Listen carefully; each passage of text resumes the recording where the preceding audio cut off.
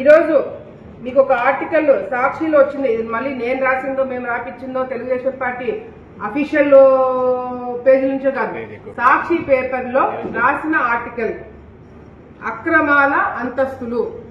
ఇది సాక్షిలో ఫిబ్రవరి 3వ తారీఖు ఈ ఆర్టికల్ రాయడం జరిగింది.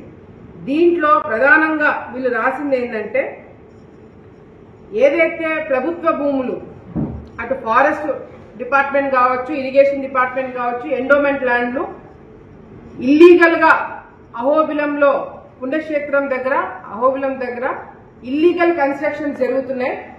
ఆక్రమించుకుని దాని మీద కన్స్ట్రక్షన్స్ చేశారు. 100కి పైన లాడ్జిలు సత్రాలు మరి ఇల్లీగల్ గా కన్స్ట్రక్షన్ చేశారు. చోద్యం చూస్తున్న అధికారులు, ఇది వాళ్ళు రాసిన ఆర్టికల్. చోద్యం చూస్తున్న అధికారులు టీడీపీ నాయకులు అని చెప్పి ఒక పెద్ద ఆర్టికల్ ఫిబ్రవరి 3వ తారీఖు ఈ ఆర్టికల్ రాయడం జరిగింది. అక్రమ నిర్మాణాలకి తెలుగుదేశం పార్టీకి సంబంధం ఉంది అని చెప్పి దీంట్లో రాయడం జరిగింది. మామూలుగా ఏదన్నా లాడ్జ్ కట్టాలన్నా సత్రాలు కట్టాలన్నా అక్కడ పంచాయతీ రెజల్యూషన్ అవసరం. పంచాయతీ రెజల్యూషన్ లేకుండా ఇవి ఎట్లా కట్టినారు? పోనీ పంచాయతీ రెజల్యూషన్ మా వాళ్ళు ఎవరైనా సర్పంచులుగా ఉన్నారంటే 2006 నుంచి గంగుల కుటుంబానికి సంబంధించిన వ్యక్తులే ఇక్కడ సర్పంచ్గా ఎన్నుకుంటూ రావడం జరిగింది. మరి 2006 నుంచి మా వాళ్ళు ఎవరు సర్పంచులుగా లేకపోతే దీనికి పర్మిషన్ ఇచ్చింది ఎవరు? సాక్షి వాళ్ళు చెప్పాలా. అంతేకాకుండా ఏదైతే స్టార్ హోటల్స్ అంట అహోబిలంలో లాడ్జ్లకి ట్రాన్స్ఫార్మర్లు ఎలక్ట్రిసిటీ మేము ప్రొవైడ్ చేసి దగ్గరుండి వాళ్ళకి మర్యాదలు చేస్తూ వాళ్ళ దగ్గర నుంచి మేము డబ్బులు వసూలు చేస్తున్నాం కాబట్టి వాళ్ళ జోలికి ఎవరు పోకుండా చేస్తున్నామని చెప్పి మా గురించి పెద్ద ఆర్టికల్ రాసింది సాక్షి. అంతేకాకుండా ఇక్కడ సర్పంచ్, మా సర్పంచ్ గారు, మీ వైసీపీ సర్పంచే ఇక్కడ పనులు కూడా కట్టట్లేదు. ఆ లాడ్జీలు కట్టుకున్న వాళ్ళు పనులు కూడా కట్టట్లేదు. పంచాయతీ నుంచే నీళ్లు కనెక్షన్, శానిటేషన్ ఇదంతా కూడా పంచాయతీ ఆఫీస్ నుంచి జరుగుతున్నాయి. ఇది చాలా అక్రమాలకు దారి తీస్తుందని చెప్పి మీ సర్పంచ్, మీ వైసీపీ సర్పంచ్ ఇచ్చిన, మీ సాక్షిలో మీ సర్పంచ్ ఇచ్చిన స్టేట్మెంట్, దాని కింద ఈఓ గారు స్టేట్మెంట్ ఇచ్చినారు. అవును, ఇల్లీగల్ గా కన్స్ట్రక్షన్ జరిగినాయి, దాని మీద మేము యాక్షన్ తీసుకుంటామని చెప్పి ఈఓ ఇచ్చినది కూడా మీరు మీ పేపర్లో రాసినారు. బాగుంది. మేము కూడా ఈ ఆర్టికల్ చూసి అబ్బా సాక్షి వాళ్ళు ఇంత బ్రహ్మాండంగా ఒక స్టాండ్ తీసుకొని పార్టీలకు అతీతంగా ఒక మంచి ఆర్టికల్ రాశారని చెప్పి మేము చాలా జోష్ లో మేము అహోబిలంలో దీని గురించి మీటింగ్ పెట్టడం జరిగింది. సర్పంచ్ ఆమె పేరు తెలియదు కానీ ఆమె హస్బెండ్ మొత్తం నడుపుతుంటాడు.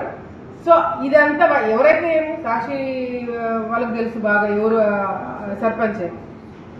ఇప్పుడు సరే మేమందరం కూడా అధికారులతో మీటింగ్ పెట్టుకొని సాక్షి రిపోర్ట్ని బేస్ చేసుకొని ఇంత బ్రహ్మాండమైన ఆర్టికల్ రాశారు కదా అని చెప్పి అధికారులందరినీ కూడా మేము పిలిపించుకొని ఎన్ని అక్రమాలంగా వీళ్ళు లాడ్జీలు కట్టినారు, ఎన్ని సత్రాలకి పర్మిషన్లు ఉన్నాయి, అసలు ఇంద్రమ్మ కాలనీలో ఏంటి పరిస్థితి అని చెప్పి ఇవన్నీ కూడా మేము పర్మిషన్కి ఏమేమి పెట్టారు ఏమేమి అని ఒక పెద్ద మీటింగ్ పెట్టాం. దానికి ఆర్డీఓ గారు కూడా వచ్చినారు.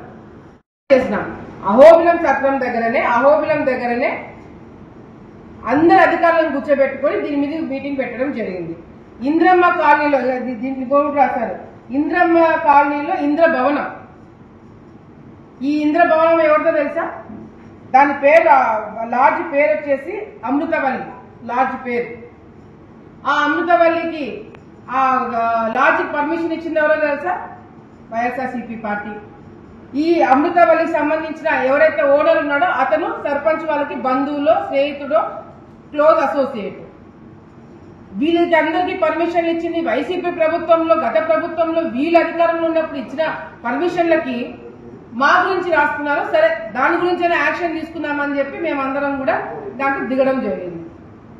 అధికారులందరితో మాట్లాడినాము, ఆర్డీఓ గారితో మాట్లాడినాము, ఇన్స్పెక్షన్ చేసినాము. అంతా చేసి అన్ని లాడ్జీలకి ఎవరైతే అక్రమంగా లాడ్జీలు కట్టారో, ఎవరైతే అక్రమంగా ప్రభుత్వ భూమిని ఆక్రమించుకున్నారో వాళ్ళందరికీ నోటీసులు ఇవ్వడం జరిగింది. మీ సాక్షి చెప్పిందే కదా మేము చేసినాము. అందరికీ నోటీస్ ఇచ్చినాం.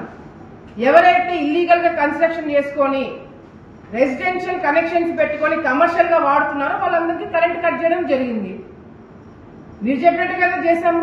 మీ సర్పంచ్, మీ వైసీపీ సర్పంచ్ చెప్పినట్టుగా చేసినాము. చెప్పినట్టుగా చేస్తే 2 రోజుల క్రితము సాక్షిలో వచ్చిన, ఇది మీ సాక్షిలో వచ్చిన మళ్ళీ ఇంకొక ఆర్టికల్, అహోబిలంలో బీటెక్స్